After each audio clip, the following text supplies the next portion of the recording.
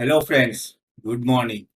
So today's top news. Of course, today's top news will be oil price.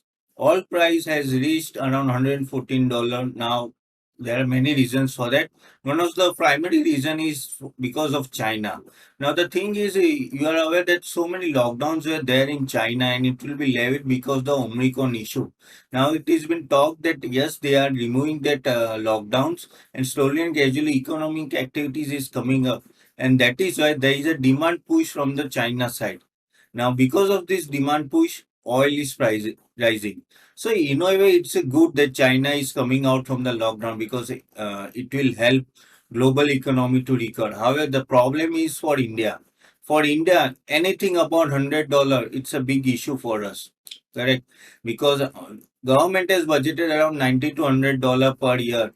Means anything about 100 now they have to take out from their pocket, and that is why it is very difficult and from the fiscal deficit point of view. So yes, it is a problem for India, and the thing is, because of these high oil prices, inflation in India is also increasing. You know that it is 7.5 to 8% currently, and the raw material prices of many of the companies going up. Whoever is consuming oil as an raw material, even because of that transportation is going up. So across the world, of course, this is a big problem. So hopefully, let's see how it is being recovered. But yes, if oil prices goes below 100, it will be good for Indian economy. But anything above 100, it's not a good news for Indian economy. Okay, so that is why oil remains the first. You can say it is a sole indicator that will determine how the economy is going to go from here also, because so much is dependent in oil. We are the second largest importer. However, the China is the largest importer of the world, and that is why, because China is coming out from that lockdown and all that stuff, the demand is increasing there. Okay, so let's see how it is. Let's talk about the Dow Jones yesterday. The Dow Jones was marginally up by 0.08%, nothing more than that. But however, no recovery is coming from that indices. That is a big thing. Even they were thinking, all the analysts from the US were thinking, okay, there may be some bounce at a current level because so much of selling pressure is there. So much, the market has gone down so much that then they think that there should be a technical bounce, but it is not coming. So what it indicates? It indicates that yes, there is a big fear that yes, recession is going to come, and actually it is started also. Some are telling that it is already started in US, and the Fed is nothing but like RBI in India. Similarly, it is Fed in US. They are going to increase it at a very faster rate, and the more the faster they go and higher the interest rate, growth will come down. This is economics basically. If you increase the interest rate, of course the economic activity will go down, and there is a fear that it will be a big recession. Of course, China is also helping it, the to situation to make worse. Basically, China is also, in a way, it is in a recession type mode only. So global economy overall is in recession. That's why India cannot go alone. Correct. So that is a thing, that it is having a replica effect everywhere. Let's see how it is pan out. But yes, US is going to increase in interest rate at a higher rate, faster rate basically, and they'll try to tame the inflation because they have never seen this type of high inflation in last 20, I think 30 odd years. So that is a thing here. They have to do something. Correct. Now, another point was that yes, important thing is LIC's IPO is listing today. Now, open market, gray market shows that the listing may be less than 30 rupees discount. Okay. So now, even though the IPO is good, not an issue. So even if you are subscribed to it, and I think you must have got it because it is in form allotment for whoever is surprised, basically applied for one lot also. So keep it. It is a very good stock for a long term. You don't have to worry about it. Not an issue.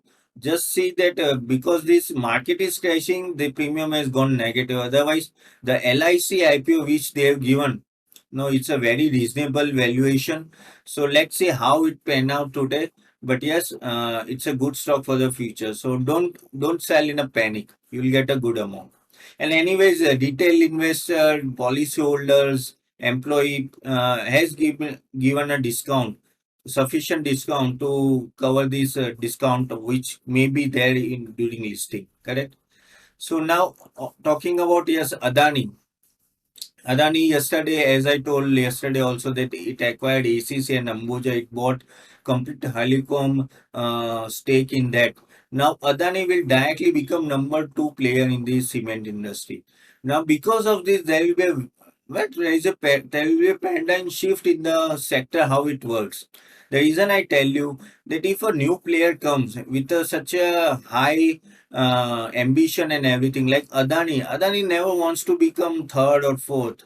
So at least actually they want to become always first, but somehow they got this deal and they are now second. But they will try to become number one in this cement industry also, and that is why you must have seen yesterday that Ultratech Cement was falling, who is the number one position in cement industry.